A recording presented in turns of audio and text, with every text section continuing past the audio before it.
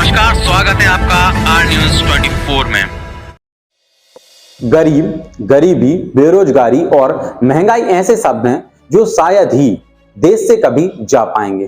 पर जितनी तेजी से भारत देश में गरीबी कम हुई है 2019 में दिए गए नरेंद्र मोदी के बयान के अनुसार, तो आइए सबसे पहले नजर डालते हैं उस बयान पर जिसे प्रधानमंत्री मोदी ने गरीबी के ऊपर कहा। दुनिया में तेज गति से गरीबी को खत्म करने में भारत सफल हुआ है।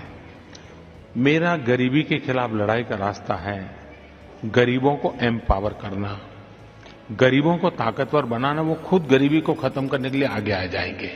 और इसलिए मैं जिन स्कीम को चलाता हूं वो सारी चीजें, दूसरी बात है गरीब को डिग्निटी चाहिए।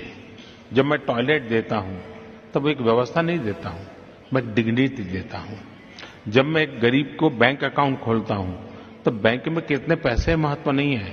जब उसका बैंक खाता खुलता है उसकी डिग्निटी होती है कि एक अमीर बैंक में जाता है, मैं गरीब हूं, फुटपाथ पर रहता हूं, मैं भी बैंक में जाऊंगा।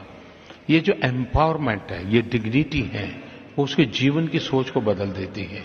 और मैंने उसको टारगेट किया है और मेरे देश में उसमें सफलता मिली है।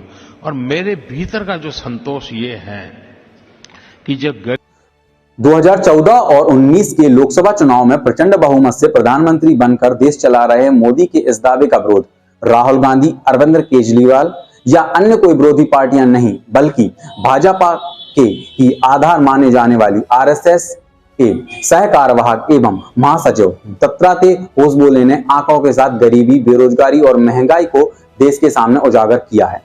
और उन्होंने कहा है कि यह महंगाई उस राक्षस के समान है जो देश को धीरे धीरे निगल रही है। आइए सुनते हैं उन्होंने क्या कहा। पिछले जून में लगभग 4 crore 2.2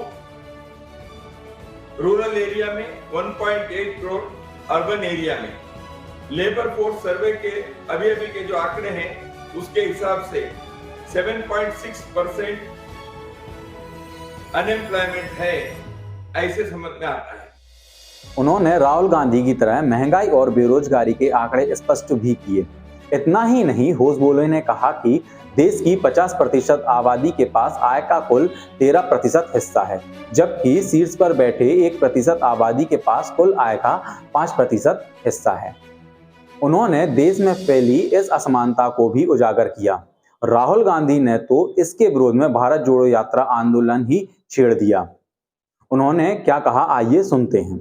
The level of unemployment that India is facing today, devastating unemployment. And that's just not a Kerala issue, that's across the country. And the third issue is the prices, which are just skyrocketing. These are the three ideas that are pushing and encouraging the Yatra. These ideas are interconnected. There is a link between the spreading of hatred by the BJP RSS, the concentration of capital by a chosen few, and the gross unemployment that India is facing, and the massive increase in prices that India is facing. These things are connected to each other.